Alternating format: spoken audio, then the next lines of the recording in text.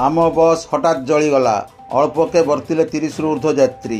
आज खोर्धा 16 नंबर जातीय राजपथ गड़खोर्धा छक निकट में दिन 12:30 समय हठात आम बस रे निया लगी बस रे थिबा 30 रु ऊर्ध्व यात्री अल्पके बर्ती गले। बस टी कटक जगतपुर खोर्धा अभिमुखे आसुवा बेले बस भितर धुआं बाहर बस स्टाफ यात्री मानू बस रु ओह्लाई जावाई कही। यात्री माने जीवन विकल रे ओह्लाइला परे बस टी संपूर्ण निया लगी जाई हुतु हुतु होई जलिबारे लागितला।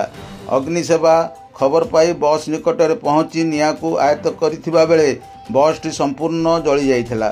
यात्री माने ये दृश्य देखि भयभीत होई पड़िथिले। विशेष सूत्रରୁ जणा पड़ी यात्री कहार किछि क्षति होई नाही।